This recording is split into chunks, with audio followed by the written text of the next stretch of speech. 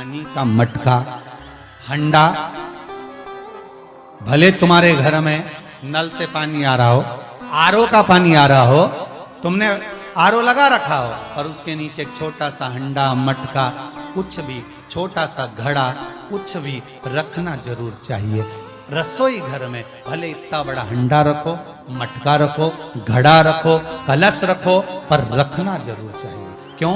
उसमें पितरों का स्थान होता है। तो घर में, रसोई घर में कभी परिवार में किचकिच नहीं होती, क्लेश नहीं होता। अगर हंडा भरा हुआ है, हंडा खाली होते होते जब सुबह के समय पर पानी थोड़ा रह जाता है, उस घर में जहां हंडा आधे से ज्यादा खाली हो जाता है, शास्त्र कहता है, भविष्य पुराण कहती है, जहां पानी का हंडा आधे से ज्यादा खाली हो गया, समझ लेना दूसरे दिन रसोई घर में क्लेश जरूर होगा, यह पक्का।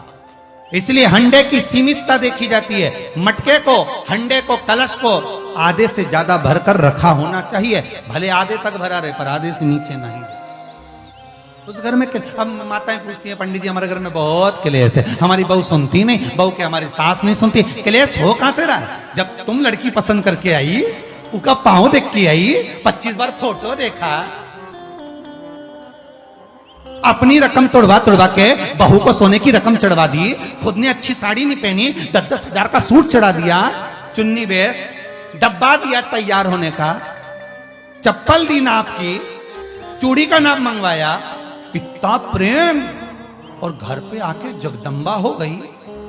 कारण क्या है? इतना क्लेश कहां से आ गया? जब तुमने पसंद करी, तुमने देखी, लड़की वालों ने यहां देखा, लड़के वालों ने वहां देखा, जब एक दूसरे को देख के सब बात हुई है, संबंध हुआ, रात रात भर बात चली, फिर क्या हो गया? यहाँ तो रोज फोन लगाती थी, मम्मी ये वाली साड़ी तैयार कर लो। हाँ बेटा कर ले, ऐसी बात सास और बहू में चले। चूड़ी का नाप भेज दीजिए, चोली का नाप भेज देना, और मैंने डब्बा तैयार कर लिया है, मैंने वीडियो कॉल में दिखाया, देख ले यही है। चप्पल भी लिए, ये भी लिया, चोटी भी ली, गजरा भी लिया, दुनिया का सामान लिया, शादी करी ने 2-3 लाख रुपए तो गार्डन में खर्च कर दिए, ने लोगों के खूब चटाया, 2-3 लाख रुपए खाने में खर्च कर दिए, गिफ्ट भी दिया मेहमानों को। जब इतना खर्च करा, इतनी जोरदार बातचीत थी, फिर आखिर 1-2 साल में ऐसा क्या हो जाए कि ये जगदम्बा ने ये कात्यायनी हो जाए? कारण क्या? वो कारण तो ढूंढो। अरे बोलो तो सही है कि नहीं है? कारण तो ढूंढो कि कारण क्या है ऐसा, कि क्या कारण हो गया? अब दोष देने की माँ ने सिखा दिया होगा, और वो दोष दे, तुम तो अपनी माँ के ही हो, हमारी तो सुनो ही नहीं। अब वो इधर दोष, वो उधर दोष दे, ये दोष देने से कुछ नहीं हो, अपने कर्मों का दोष देखो। ने जरूर झांक कर देखना कि सवेरे सवेरे कहीं हंडा खाली तो नहीं मिल रहा है, पूरा नीचे तक तो नहीं चले गया, आधे से नीचे तो नहीं हो गया। मतलब घर में दूसरे दिन क्लेश तो होना ही है, भले कटोरी के चक्कर में, पानी के चक्कर में, रसोई घर के चक्कर में, रोटी के चक्कर में, चाहे दिन भर में कभी भी होगा, पर 24 घंटे में क्लेश होगा, वो पक्का है।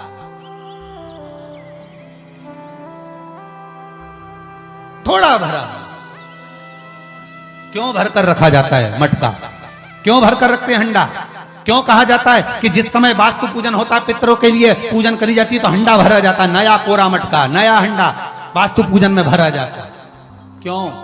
और जब पंडित जी सिर पे मंगवाते हैं, नारी भर कर लाती है, गृह प्रवेश होता है, भरा हुआ मटका, खाली नहीं, भरा।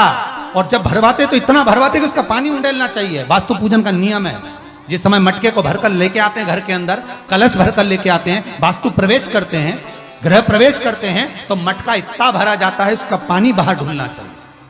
और जब लेकर आए तो झलकता हुआ पानी होना चाहिए। नारियल रखे, आम का पत्ता रखे तो पानी गिरता रहे। पर माताएं तो अपने फैशन में नहीं, डेंटिंग पेंटिंग कराए तो पानी गिर जाए तो वही नाराज हो जाए। बेचारा पंडित जी की हालत खराब कि तुमने इतना पानी क्यों भरा, कम नहीं भर सकता था हमारा पूरा। ये तो परंतु शास्त्र रीति क्या कर रही है, भविष्य पुराण क्या कर रही है, हमारी शास्त्र क्या कर रहे हैं कि पानी भरा हुआ जब चलता है, झलकता झलकता चले, घर में जब प्रवेश करे तो भगवान से यही प्रार्थना रहती है कि लक्ष्मी ऐसी झलकती रहे, इतनी कृपा कर दे। पर लोग, पंडित जी भी कह दिया अच्छे कपड़े पहनी बेचारी ने, पिन मिन लगाई हो, बढ़िया जोरदार पल्लू मल्लू लिए, तो अब एक डब्बा मब्बा भर के तैयार कर डेंटिंग पेंटिंग कर, बाद जब पानी गिरे तो कहीं तो बेचार पंडित जी भी के थोड़ा खाली करो पंडित जी खाली करो, और खाली करा, इतना भर दिया। और वो मैंने आम का पत्ता नारियल सब धर दिया, और ना वो झलके ना कुछ झलके, क्योंकि इसका अहंकार इतना झलके तो कलश के खाक झलके।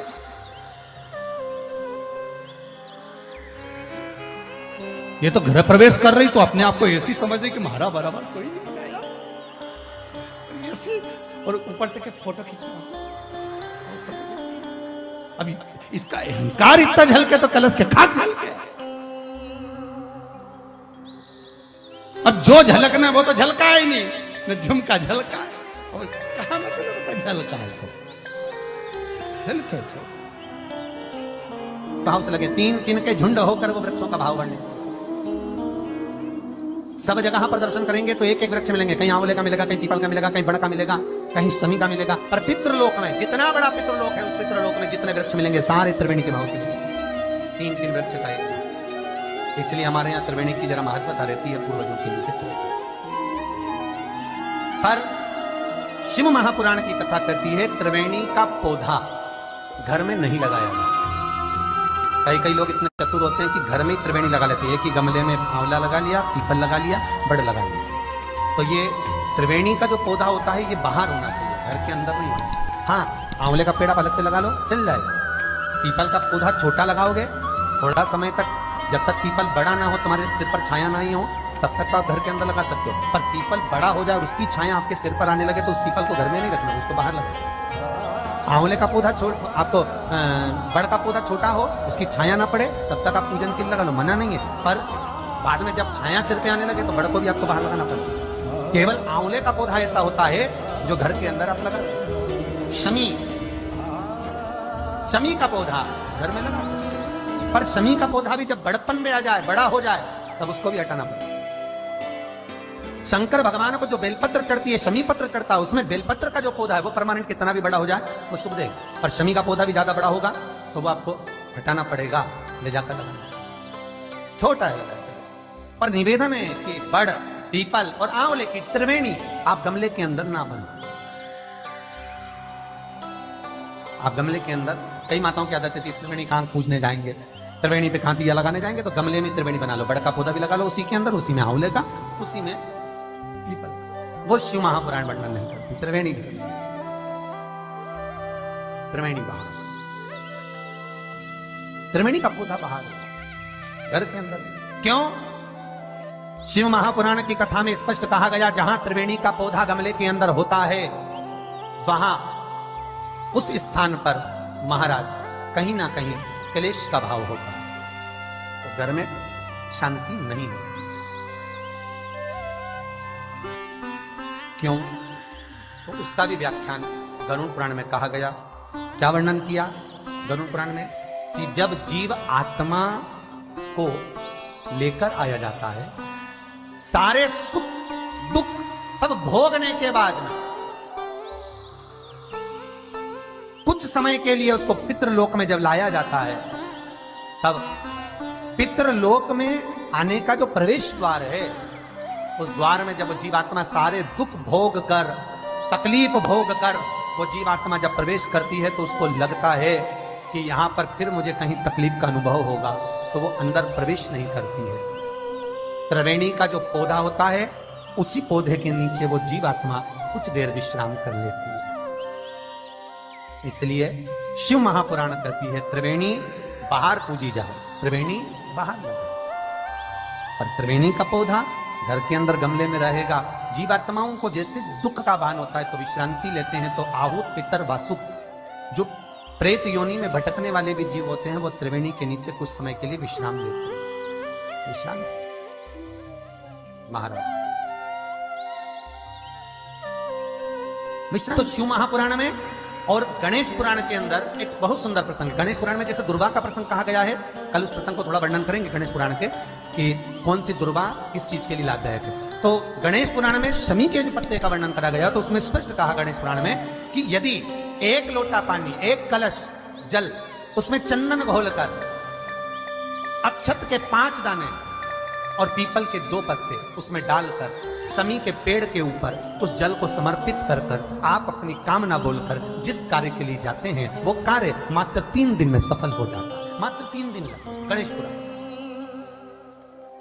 शमी पत्र का, शमी का जो पौधा आपको कहा था, बेलपत्री माता पार्वती के नैनशू से प्रकट हुई, रुद्राक्ष का पौधा शंकर भगवान के नैनशू से प्रकट हुआ, और शमी का जो पौधा है वो उमा और महेश, माता पार्वती का जो एक अवतार हुआ था उमा अवतार, तो माता पार्वती तो 52 अवतार माता पार्वती के हुए, उसमें एक अवतार माता पार्वती का उमा अवतार है। तो उमा अवतार जब माता पार्वती का हुआ था तो उसके साथ में शंकर भगवान को महेश्वर अवतार लेना पड़ा।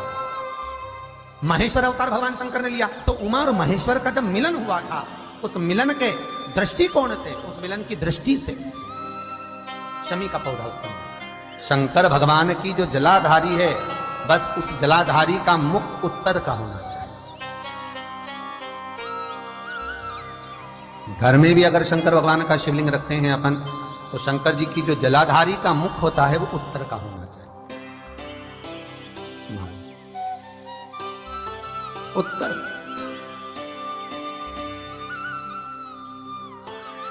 भगवान को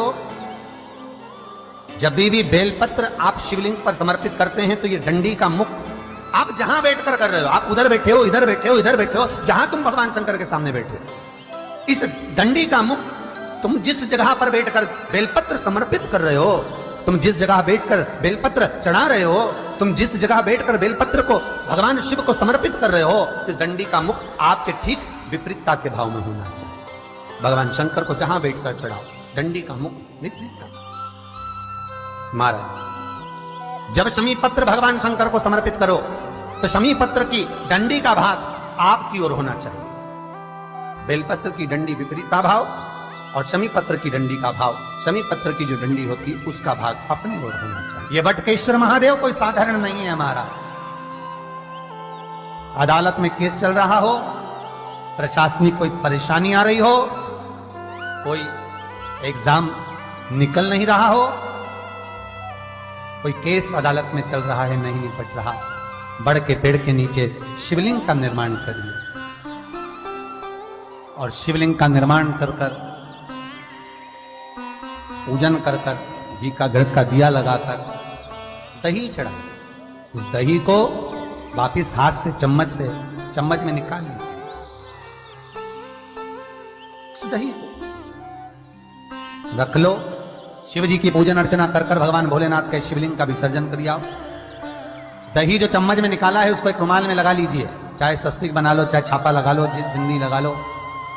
उस रुमाल को जिस एग्जाम में बैठ रहे हो उसमें जेब में रखकर ले जाइए, अदालत जा रहे हो तो उसको अपनी जेब में रखकर लेकर जाइए। महाराज, बटकेश्वर महादेव का पूजन, बटकेश्वर महादेव का स्मरण, बटकेश्वर महादेव की आराधना, बटकेश्वर महादेव